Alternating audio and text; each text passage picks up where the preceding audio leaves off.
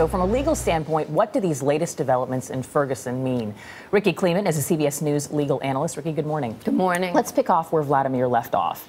A lot of people are asking that same question. The officer who allegedly shot this young man was unaware of that video. So how relevant is that video and what will play out? I think the video is relevant in a number of ways.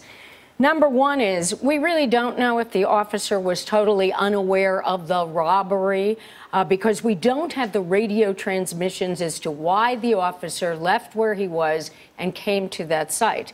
By one story, we do know that the officer, after he told these young men to move, then comes back because he allegedly sees the cigarillos. So he knows something about that. However, for the sake of discussion, let's assume he knew nothing. So then why would the tape be relevant?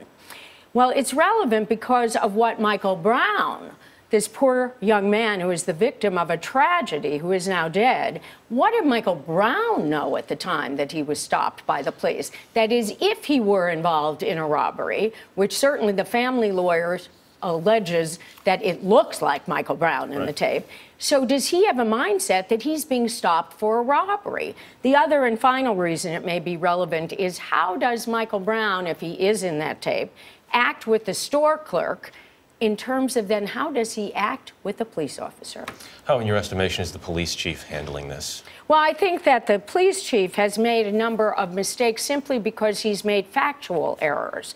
And when we're looking at factual errors, if he says, well, the officer didn't know something and then later says he did know something, it muddies the waters in this type of a case. What are they doing right now to figure out exactly what happened in the middle of that street? Well, what happened exactly in the middle of that street, since there was no lapel camera on this police officer or any other type of camera, because those are things that are happening in progressive policing around the country, haven't yet reached Missouri. What we do know is we have witnesses, but far more important in this case is what is the forensic evidence in this case? That's what's going to prove the case one way or the other. Ballistics. What is the trajectory of bullets in this case? Was there a bullet that went off in the car? Was there a shot or more shots that went off in the street?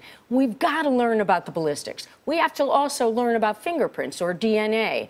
We've heard one version of the police officer's story. Heaven only knows what the final version is, because ultimately in all of these cases, the first story from either side is not necessarily the end story. So, was there a scuffle over the gun? Is there a fingerprint of Michael Brown on the gun or somewhere in the car?